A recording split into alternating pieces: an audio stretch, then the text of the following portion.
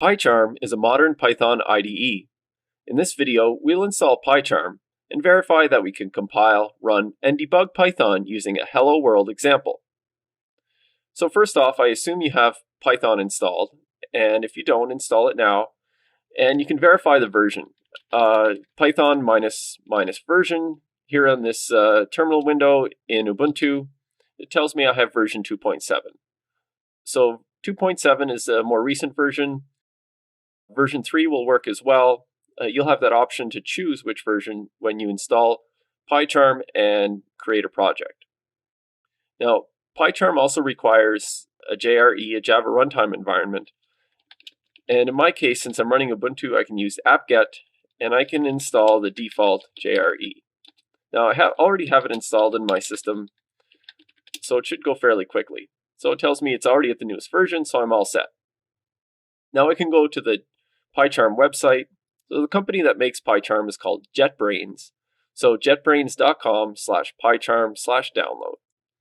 And it gives me the option to install it in Windows, Mac OS X, or Linux. And since I'm running Ubuntu, I'm going to install it in Linux. I'll download the community version, the free community version, this community edition, or you can install the professional edition, which has some more features. Let's download the community for this demo. I'll save the file in my default location, which will be in my downloads folder. So I'll go to downloads.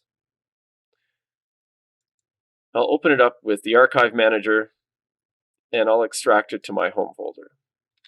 So I can just drag and drop it here. Now I'll go back to my terminal window.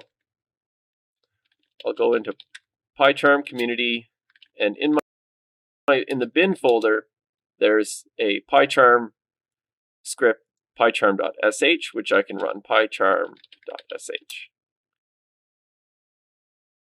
And this launches it for the first time. So I'd like to create a new project.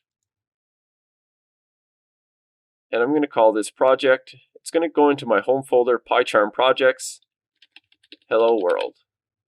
And then it asks for the Python interpreter. I'm going to stick with 2.7, but in my case, I could also pick 3.4 if I choose.